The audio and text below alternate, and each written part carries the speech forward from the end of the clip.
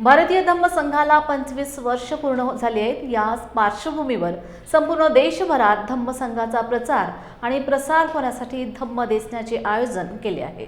सातारा येथे रविवारी 1 मार्च रोजी जाहीर धम्म देसना होणार असल्याची माहिती प्राध्यापक चंद्रकांत कुरणे यांनी लॉर्ड बुद्धा टीव्ही चॅनलशी बोलताना दिली। भारतीय धम्म संघाला 25 वर्ष पूर्ण होत आहेत। याच्या अगोदर 17 जानेवारीला आम्ही मुंबई या ठिकाणी मराठी ग्रंथसंग्रहालय दादर या ठिकाणी धम्मदेशना आयोजित केली होती।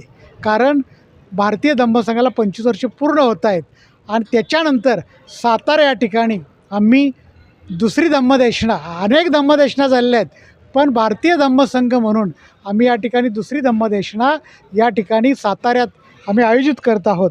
आणि धम्मदेशना देशक आहेत प्राध्यापिका डॉक्टर जयश्री कांबळे आणि या कार्यक्रमाचे अध्यक्ष आहेत प्राध्यापक अशोक चोकाकर आणि प्राध्यापिका डॉक्टर जयश्री कांबळे यांना जो आम्ही विषय दिलेला आहे तो म्हणजे धम्म आणि संविधान आणि मानव मुक्तीचा मार्ग।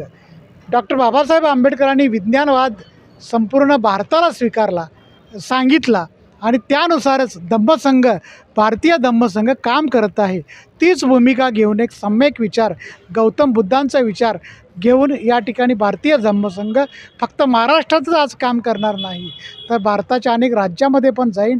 त्या ठिकाणी खऱ्या अर्थानं बाबासाहेबांनी 1956ला जो धम्म सांगितला, विज्ञानवादी धम्म सांगितला, त्या धम्माचा प्रचार प्रसार करण्याचं काम भारतीय धम्मसंघ आज या ठिकाणी करणार आहे।